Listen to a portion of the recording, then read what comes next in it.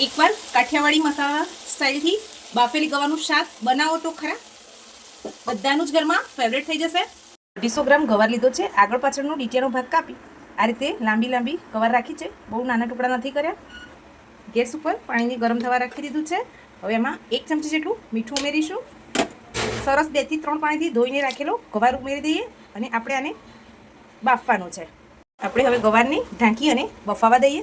પાણીમાં 8 થી 10 કળી લસણની અને 1 ચમચી જીરું નાખી અને ખાંડી લઈશું। ગવાર આપણી બફાઈ છે કે નહીં એ એકવાર ચેક કરી લઈએ। તો ગવાર આપણી સરસ બફાઈ ગઈ છે। ગેસની ફ્લેમને ઓફ કરી લઈશું અને પાણીમાંથી ગવારને નીકાળી લઈએ। ગેસ ઉપર કઢાઈ રાખી છે, એમાં તેલ ઉમેરીશું। તેલ ગરમ થાય એટલે રાઈ, જીરું, 1 નાની ચમચી જેટલો અજમો, હિંગ ઉમેરીશું। ખાંડીને રાખેલું લસણ આપણું સરસ ગોલ્ડન બ્રાઉન કલરનું થઈ ગયું છે। હવે આપણે એમાં ડુંગળી ઉમેરી દઈશું। ડુંગળી ફ્રાય થઈ જાય પછી આપણે એમાં રેગ્યુલર મસાલા ઉમેરીશું। લાલ મરચું પાવડર, ધાણા જીરું પાવડર, હળદર પાવડર।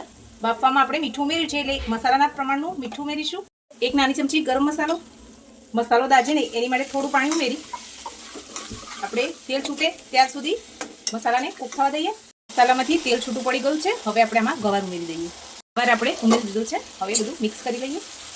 થોડું પાણી ઉમેરીશું જેથી મસાલા સાથે ગવાર સરસ મિક્સ થઈ જાય। હવે હાઈ ગેસની ફ્લેમ ઉપર જ આપણે 2 મિનિટ માટે ગવારને કૂક થવા દેવાનું છે। તૈયાર છે આપણું ટેસ્ટી મસાલેદાર બાફેલી ગવાનું શાક। આવી ઇઝી અને ઇન્સ્ટન્ટ રેસીપી જોવા માટે મારી ચેનલ ભાવનાની રસોઈને સબસ્ક્રાઇબ કરવાનું ભૂલતા નહીં। Thank you.